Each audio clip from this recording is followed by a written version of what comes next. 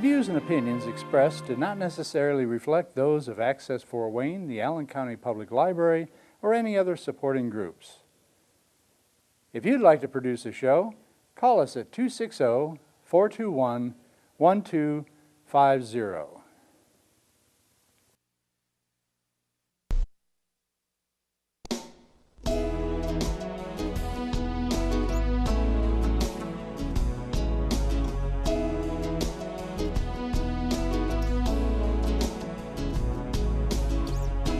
Let me be your lighthouse so I can show you the way. Let me be your shining light, I'll keep you from drifting away. I'm the one that makes you try when... Hello, this is Patty Hunter. This is my show, Patty's Page. I have two special guests today, Patricia Dowling as well as Terry Noble, and they are with Voices for the Unborn. So I'll be back with you in a minute or less than that, and this is going to be a half an hour on Skype, so I'll catch you later in one moment. Hello, Terry Noble and Patricia Dowling. Right. Welcome to my show, Patty's Page. I'm Patty Hunter, and we are going to talk about the organization that you two are in. Is it a non-profit organization or? I guess you could say that. We don't, there's no monies involved. Nobody sends us donations. We don't make contributions to anybody. Nobody gets paid. So the organization is called Voices for the Unborn. That's correct. It's a blog. It's a blog. When did this start? Started it about 2 years ago, maybe 3. I can't remember exactly. And we started it, I started it because I had gone to a meeting in Center City, Philadelphia, from our archdiocese. And they wanted to get people more involved, and they felt that social media was the way to go. And I came home. I had already been working on another blog from friends. And I thought, well, I'm already on Facebook and Google and Pinterest and Twitter, all already doing stuff like that. So I talked with him. His name is Richard Miller from, I think he's from Cape May. I've never met him, just through social media, I know him. And he set up the blog for us. He, put it together for us. And it started out basically supposed to be like a local blog, like putting things together just for our own area, southeast Pennsylvania. But it kind of took off, and I get information from all over the country from people that are having events and different things, and I post all this stuff to the blog, and then I post it also to the social media sites after I'm done with that. People can also go in on the blog and sign up to get it in their inbox, in their email. I've done that. I have a lot of people that do that aren't on social media. But that's how the program started, a couple of years ago, and it's kind of taken off. We do mostly from southeast Pennsylvania, but I get things from Maryland, from Texas, from all other states, and we pick up stories that we see on social media, and we also post them into the blog. So people, basically for the people who aren't on social media, that so they can get it through their email, so that they can stay up to date. And that's basically what the whole thing is about, is informing people of what is going on in across the country and also in the world, and to give them the tools that they need to get involved and to help out, and so we can one day in our lifetime, I hope, see an end to abortion in our land. So who started the Voices for the Unborn? Well, Voices was started back in 1984 or 85, it started as a radio program. And I was a co-host on it for many years. Then we not only had the radio program, but we went into a newspaper, and then they went into television. I got out at that time. And we had a gentleman from our area take it over, and the radio program, the newspaper is no longer in existence, and or the TV show. But we did have the radio program up until the time when I started the blog. Now he does it. He's in his late 80s, so he does it, the radio program for special events and things like that. But basically, we just transitioned the blog. We thought, that this was like the next step for this whole organization to go into the blog, and this is the way to reach the masses, particularly the younger people, because they're all on social media. Terry, how are you involved with Voices for the Unborn? Well, I started blogging with Pat, I guess, about a year ago? About that, About yes. a year ago, or less. What I was concerned about was the same thing Pat is, that people in our area and across the nation really are woefully uneducated about what is going on in the truth. That's it. I guess that's what I want to say. We want to get the truth out about what is going on in Planned Parenthood, and why they have just taken this awful, horrendous subject of abortion and made it a woman's right. And a lot of women go into these abortion mills, and they're given no options, if any, and they're not given the truth. They will not show them the baby on an ultrasound. And I just feel that the other thing is, the reason I'm also involved in, I want to see the churches involved. I'm a evangelical Christian, and the Protestant churches in my area are woefully not involved at all, except for maybe one or two pastors that I know. So that's part of it too. I think the issue is, it's not only waking up people in general, it's saying to the church, and this particular Planned Parenthood is, right in our area. And none of the churches are either not aware of it, or when we let them know that they're aware of it, they They need they to don't be want to known. hear about it. They need to be shown that they're there. Right. Yeah. Like with the we have a seminary here, Lutheran Seminary, Concordia Lutheran Seminary, whatever. And the pro-life people are going to the seminary to chat with the dean and several of the professors there, so they can be able to teach all about abortion, Planned Parenthood, and how to open up to the congregation, saying, I'm here for you, because there are women in churches who do have That's correct. abortion. Exactly. So we're trying to teach them, to teach the students who are going to be pastors in the future, as well as priests, Roman Catholics and stuff. So we're trying to educate here in Fort Wayne, Indiana, which what you are doing as well. We have Allen County Right to Life. I'm with Lutherans for Life here in Fort Wayne. And there are other organizations, a Hope Center, Hope's Crisis Pregnancy Center, Right. and an awful lot of others. And we're helping. Well, Go ahead. I've been involved in the movement for 35 years, and I can always tell the date because my son was 4 months old when I first got involved, and he just turned 35 today. So, but 35. we've done so much in our area over those 35 years. I've started 2 homes for crisis pregnancy.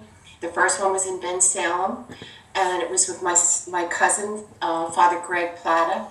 He is a Franciscan, and he was in the area at the time. And we had a really good organized group in Philadelphia here.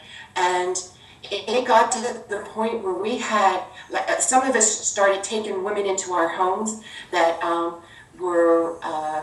didn't have any place to go. They were either thrown out because they were pregnant, or they were afraid, to go home and things like that. So some of us started taking, some of the women in.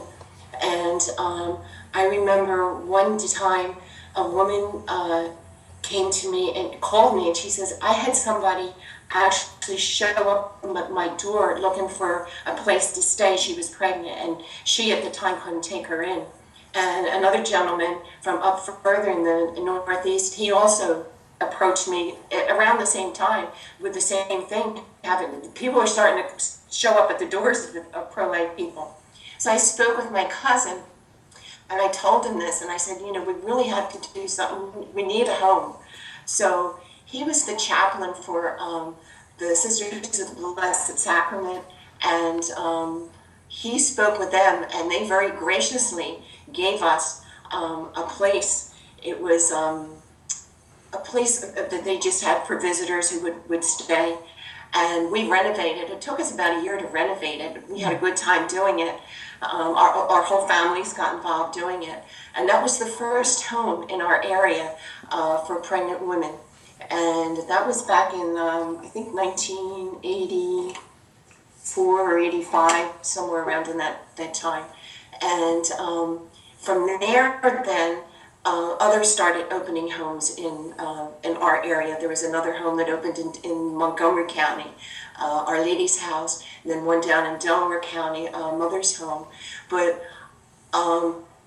there was also a need for housing women who already had young children, and for a longer period of time too.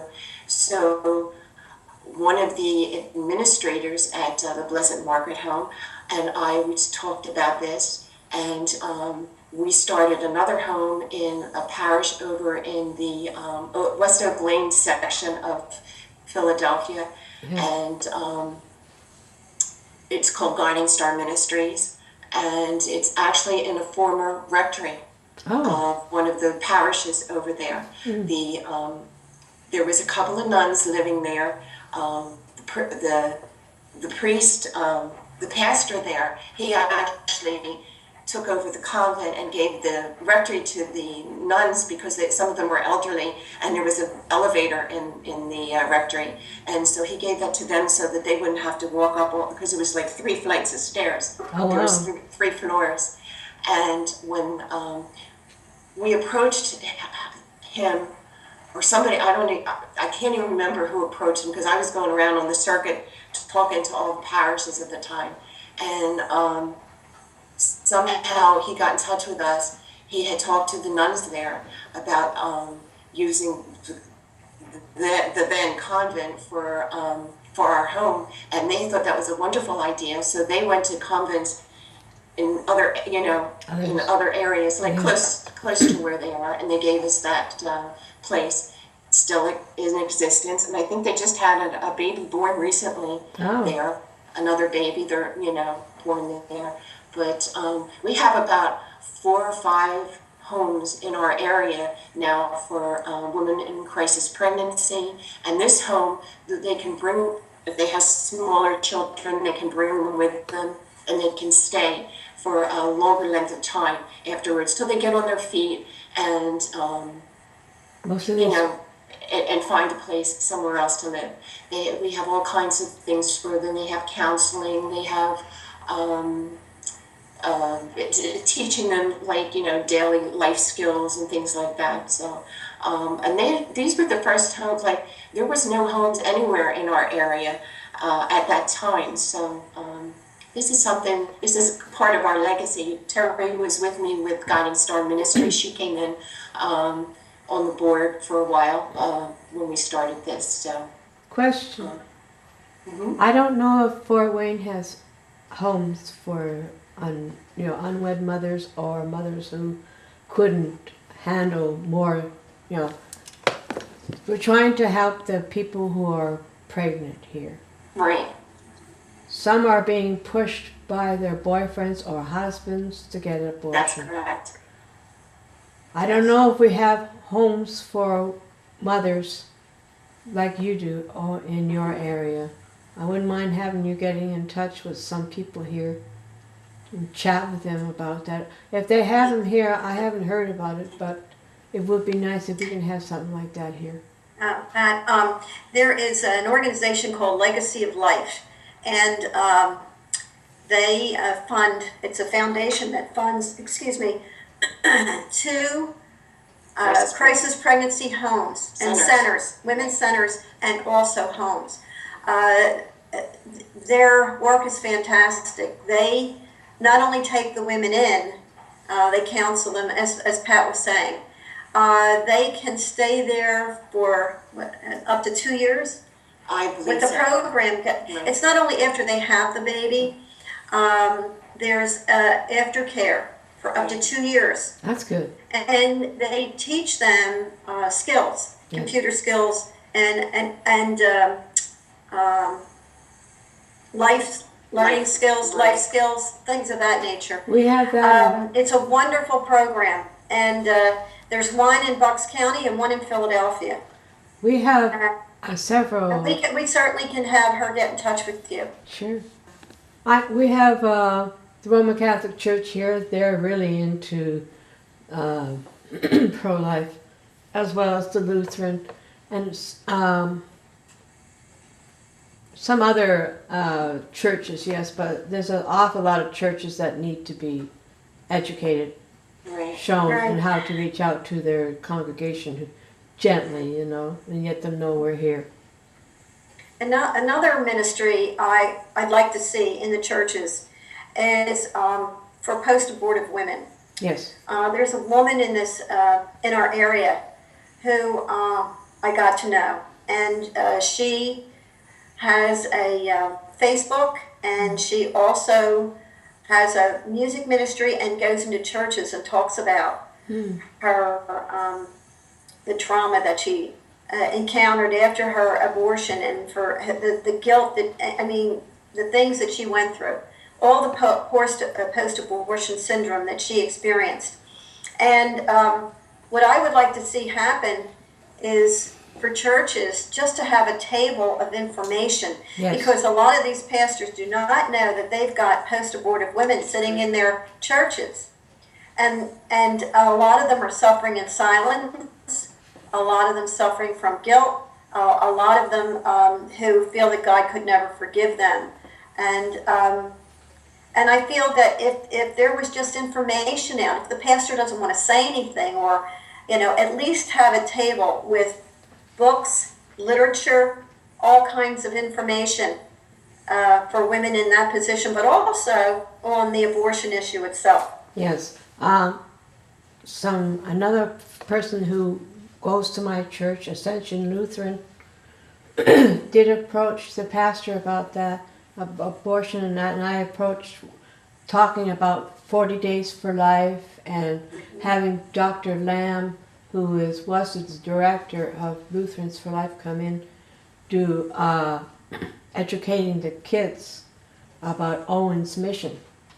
Owen's mission is when his grandson had cancer and they took him out of the womb to cut it out.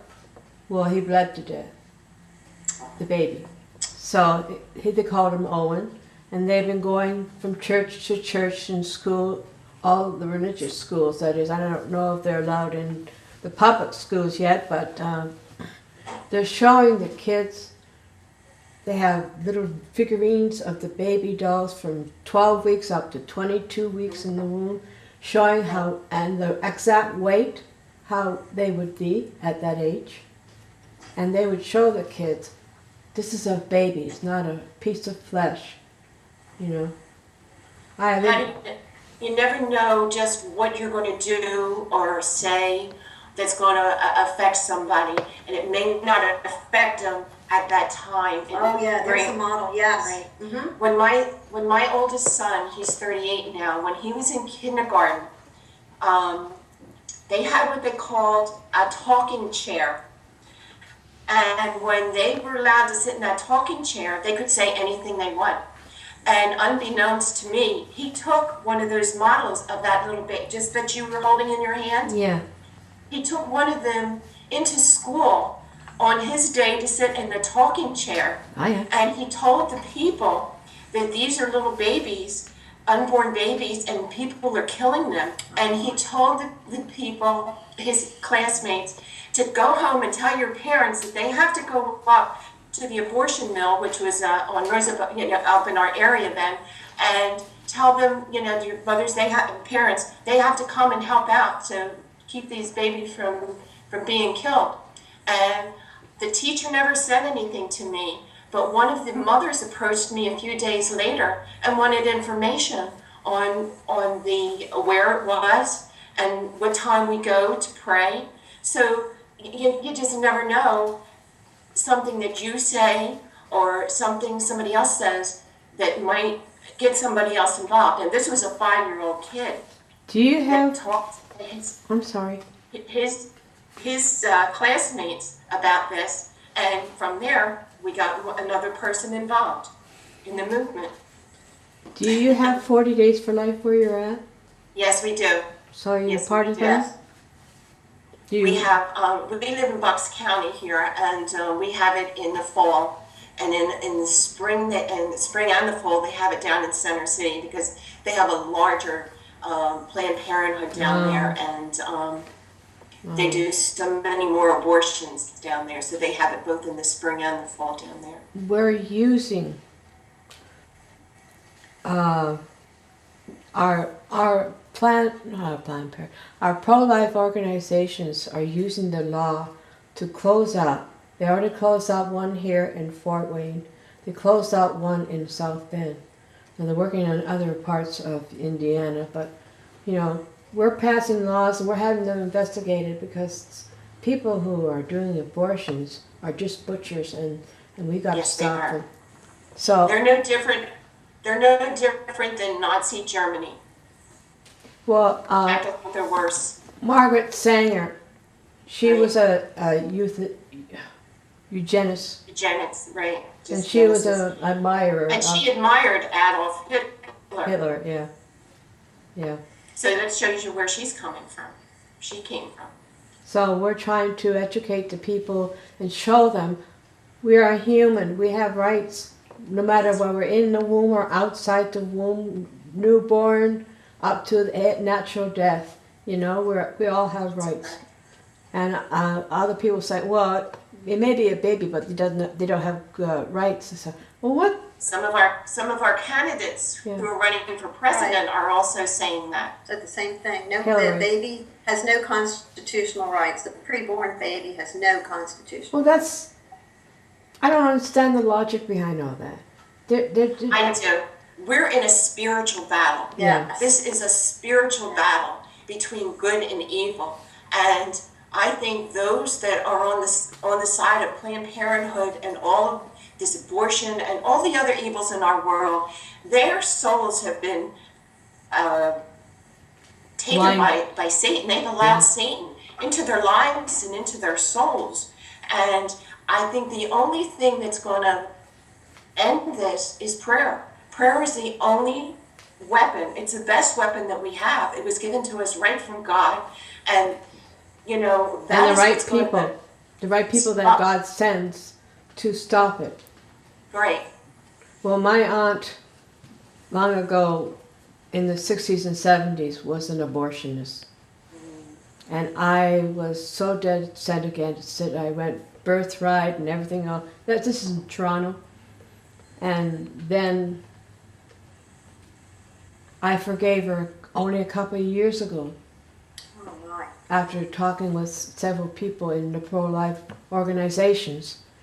So I'm at peace, but I know a lot of people who have had abortions in those days and now haven't found any closure. No closure at all.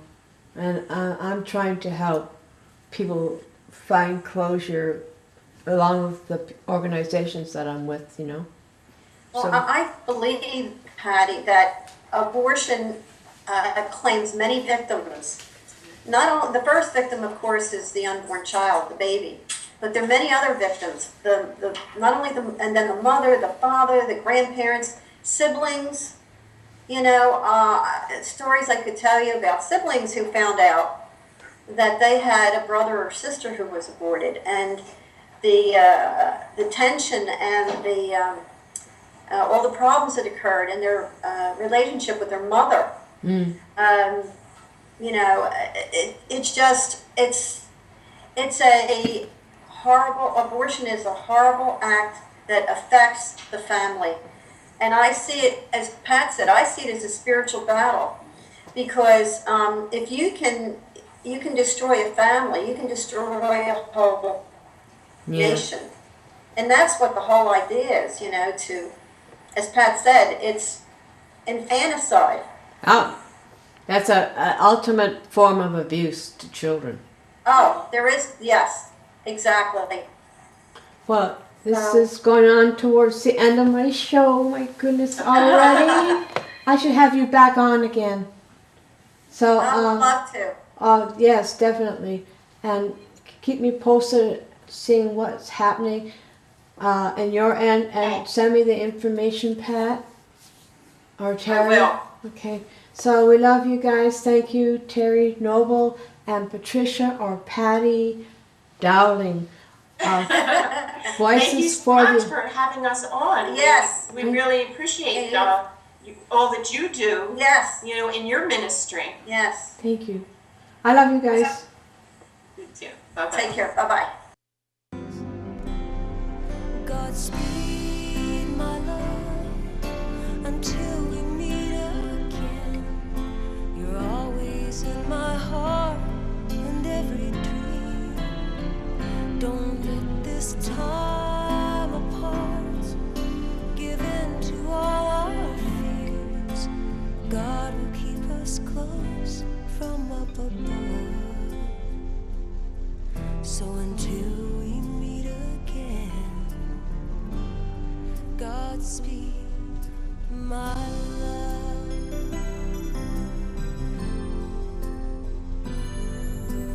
God is with us all.